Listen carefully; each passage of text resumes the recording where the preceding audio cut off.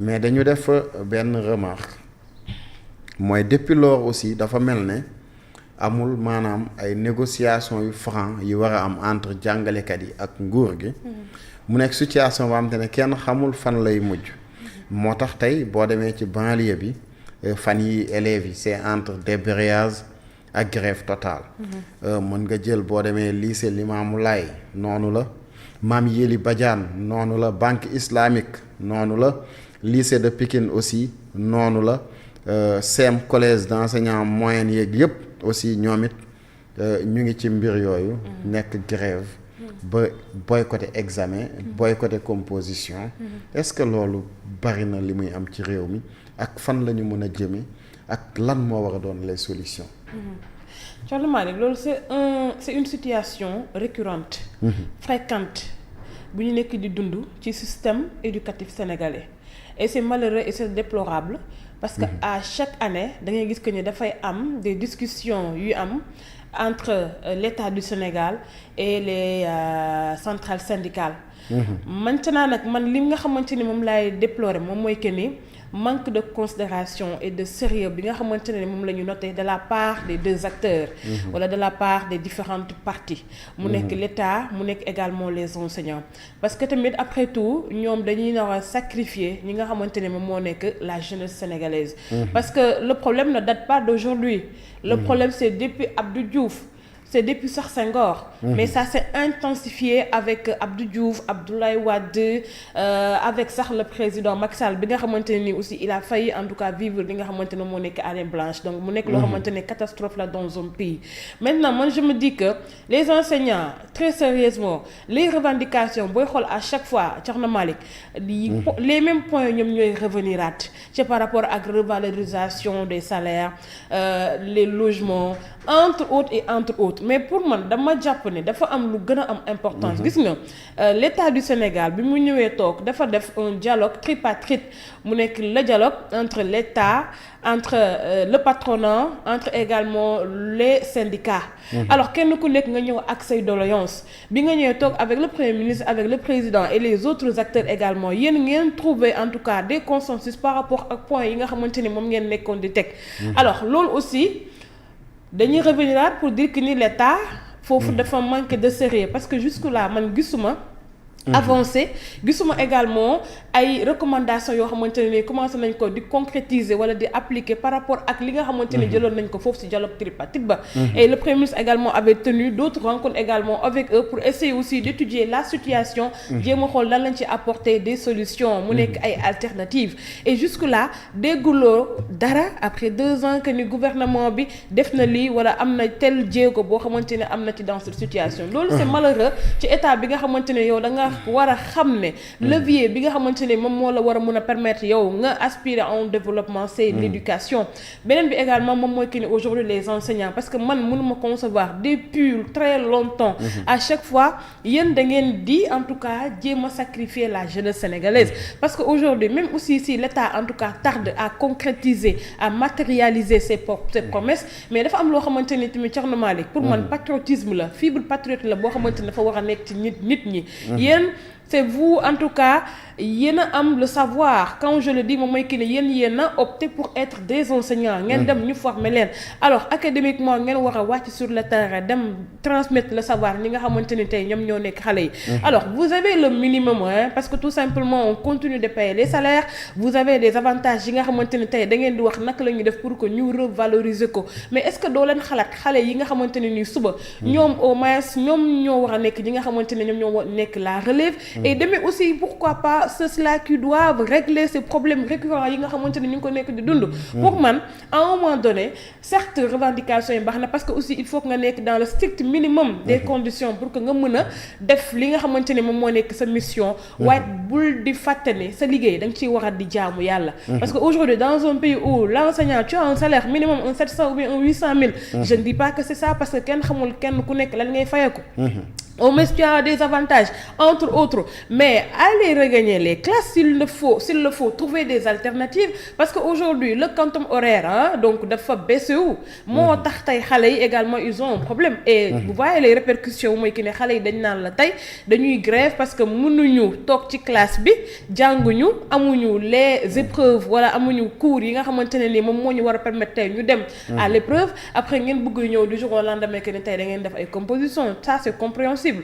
Pour man il faut adopter des comportements et des attitudes yoo xamante ne dafay responsable, mais également nit ñi ñu mën a sentir que ne l'État comme les parties prenantes mu nekk les centrales syndicales, les enseignants à travers CUSEMS, SAEMS entre autres, que ni ñoom le G7 que ni ñoom am nañu volonté très sérieusement pour mën a sauver li nga xamante ne nii moom moo nekk le système éducatif sénégalais. Mais est-ce que aussi du tamit nos autorités, les États aussi di respecter aussi les engagements yu ñu jël ak les enseignants? Très sérieusement, comme j'ai dit aujourd'hui le dialogue tripartite, mais ba léegi nii man peut-être que am na ñu ko am, mais ba léegi nii man gisuma les recommandations appliquées yi nga xamante ne ni moom moo si jógee jusque là. Au moins ñun xamoon nañ que ne y avait un contexte, joxoon nañu recommandations yi entre autres. Maintenant on met ça dans les tiroirs, comme également assise de la justice, comme également le dialogue avec les patronats entre autres yi nga xamante ni moo fi jot a am. Donc il faut que tey li nga ce qui fait la crédibilité, ce qui fait la légitimité donc de l'institution politique, de l'institution première, xam nga moom mooy lan moom mooy que ni il faut que nga respecter say engagements, il faut que ngay tenir say promesses. Et loolu nag Thierno Malick man tout le temps je le dis, quand vous êtes sur la table de la négociation, il faut que ngeen tenir un langage franc, un langage boo xamante ne nii véridique lay doon, moom mooy que ni yéen ngeen waxante lu war a mën a nekk. Parce que aujourd'hui l'État ne peut wala ne doit pas du tout gérer uniquement le système éducatif. La santé est là, l'agriculture est là, le secteur des infrastructures est là, entre autres et entre autres. Donc yéen dong nekkuloon ci réew mi ni ngeen amee ay soxla la ñeneen amee soxla la état amee yeneen soxla également. Donc pour man boo leen toogee ci table de négociation war ngeen na mën a wax li nga xamante ni moom moo mën a nekk, li nga xamante ni moom la état mën a jël en charge, que vous regardez, que écoutez actuellement lii moom moo nekk la faisabilité. Maintenant lii nag bu ñu fekkee ne d'accord nañ ci, donc ci durée bii la ñu koy def, loolu nag nga fexe yow nga respecté ko, parce que nit amul lu dul carte de main te l'État c'est la personne morale mais qui l'incarne, c'est le président, c'est le premier ministre.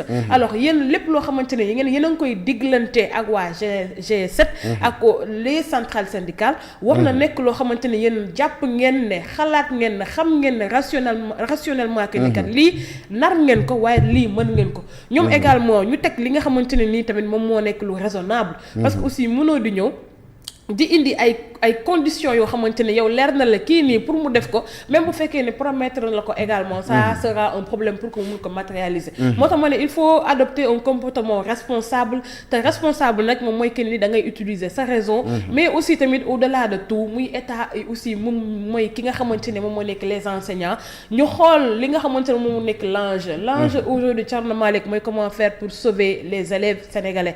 Parce que Thierno Malick les grèves xam nga lan la indi léegi moom mooy que ni la baisse des niveaux. Aujourd'hui qu'on le dise ou pas, mais xam nga ni waxuma la sax jëlale naa sax li nga xamante ne moom moo nekk au lycée, mais demal à l'université les élèves sénégalais peinent à parler correctement le français. Les élèves sénégalais peinent à avoir ce que l'on appelle une culture générale. Les élèves sénégalais peinent ñoom aussi ñu mën a comprendre réellement li nga xamante ne nii moom moo nekk sa savoir théorique bu ñu leen nekk di leen jàngal. Tout simplement parce que le quantum horaire est insuffisant. Amuñu temps bi nga xamante ni moom moo leen war a mën a permettre ñu assimiler correctement les cours. man ba may def bac dafa am cours yoo xamante ne nii sax doo ko def te il est susceptible wala il était susceptible que mu génn à l'examen. Et la preuve man j'ai été confrontée à une telle situation. Tout simplement parce que nombre d'heures bi nga xamante ni moom nga war a def ci classe bi mais doo leen ko jox élève bi.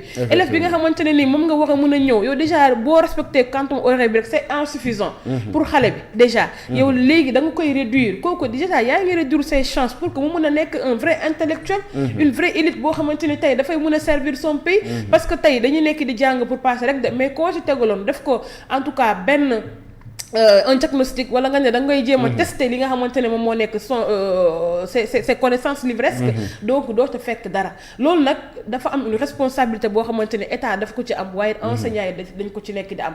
Aujourd'hui man j'ai demandé à ma petite sœur qui fait première S, ma ne ko mu ne ma suñu waa classe yi dañu ne ñoom duñu jàng parce que ñoom jànguñu lu wax ñu leen di defal composition. nañu reporter li nga xamante ne tey moom moo nekk la date. Bon man autant je me disais que non parce que aussi élève dafa am une responsabilité boo xamante ne da nga ko war a am. man bu grève amaan wala dara il faut savoir anticiper. moom mooy que ne ngay dem toog di jàng yenn cours yi sax certes que ne il faut que le prof il revienne mais aussi yow sa xam-xam wala sa xarañteef. war na la mun di permettre également ngay mun di dem di def aussi des efforts parce que aussi toll nañ foo xamante ni ci àdduna bi. il faut plus attendre au prof pour que mu ñëw naan daf lay jàngal. waaye ñoom ñu xam ne surtout ci xale yi vraiment dafa am responsabilité boo xamante ne dañ ci war a am te gis nga Thierno Malick réew mënul développer ak système éducatif boo xamante ne nii dafa névralgique. Système éducatif boo xamante ne nii baaxul. tous les pays yi nga xamante ne tey ñoom ñoo développé c'est à travers l'éducation. ba Rwanda bi nga xamante ne tey moom lañu nekk di wax gis nga boo fa demee les jeunes filles là dañuy dem à l'école gratuitement. tout le monde va à l'école même en Égypte même dans les autres pays le Japon là 1912. Thierno Malick à travers la restauration Meiji mais la ñu comprendre que ni il faut que ñu restaurer le système éducatif sénégalais. tey moo tax boo waxee ñu ne les asiatiques ñoom ñoo nekk ay les technocrates ñoom ñoo nekk les techniciens ñoom ñoo nekk les mathématiciens mais parce que dañu investir ci loolu. il faut se donner les moyens état bi nag lépp dañu ko jël tegaat ko ci ndoddam. parce que aujourd'hui moom moo coiffé lépp moom moo nekk au-dessus de tout kon moom moo war a woo enseignants yi ñu xool naka la ñuy demee en tout cas. ba trouver des solutions pour sauver l'année mais aussi pour sauver xale yi nga xamante ne ñu ngi ci biir classe yi. jërëjëf en tout cas loolu leer na ci njàng mu diggu doom bi léegi ñu dem si njàng mu kawe bi. njàng mu kawe bi aussi am na ay jafe-jafe. c'est vrai que actuellement nii quand même cours mu ngi am. amul grève amul xeex amul dara. mais xam naa ne comme ni ko journal bi waxee en tout cas. jàmm moom daanaka léegi mu jeex. parce que li ñuy wax démb amoon na waxtaan gu amoon entre les étudiants ak le ministre les autorités. ngir xool lan la ñuy def mbir yooyu. mais mbir moom dafa mujjee capoter waxtaan boobu. mujjul àgg li tax mujjul àgg daanaka élèves étudiants yi autant pour moi dañu mujjee jël seeni bagages génn dem parce que ñoom ba ñu génnee sax am na benn communiqué boo xamante ne def nañ ko ci communiqué